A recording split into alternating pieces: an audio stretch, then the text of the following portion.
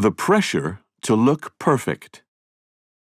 As women challenge cultural standards of beauty, more and more men are succumbing to unrealistic body ideals. Free the hair. For many women, this year started with January, a combination of January and hairy. It's a month for letting your body hair grow.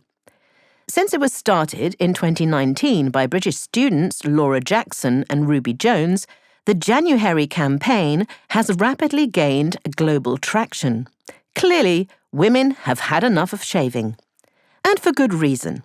The typical woman will spend 8 weeks of her life engaged solely in the removal of body hair.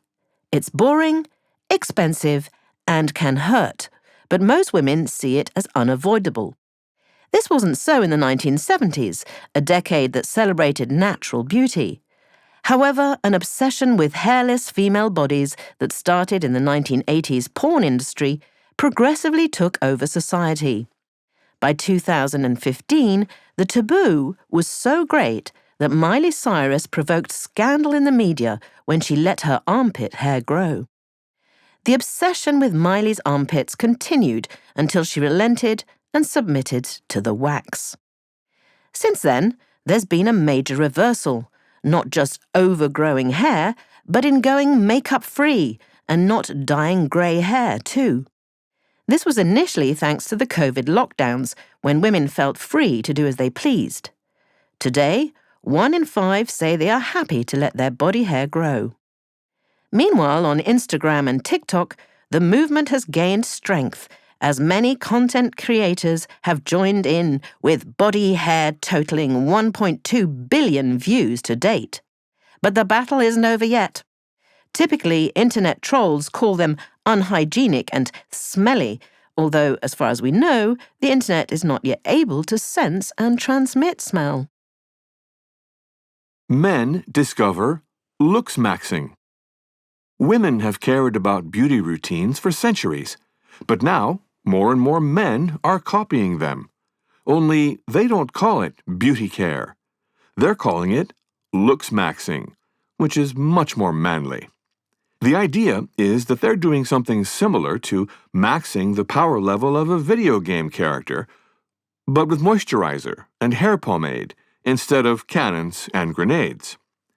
18-year-old American TikToker Dylan Latham has gained 1.3 million followers since 2022 with looks-maxing advice that he sums up as taking things girls have been doing to look better and telling guys to do the same.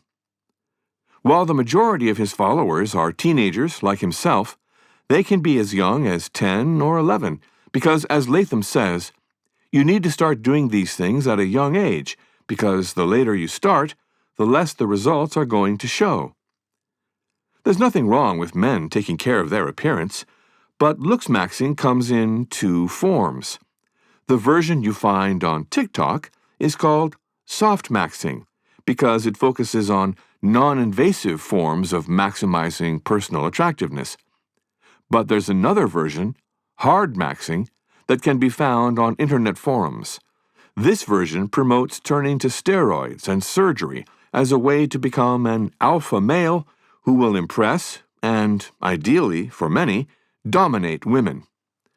Ultimately, both versions go in the same direction, one women know well, toward the imposition of unrealistic ideals of beauty and the encouragement of insecurities and body dysmorphia.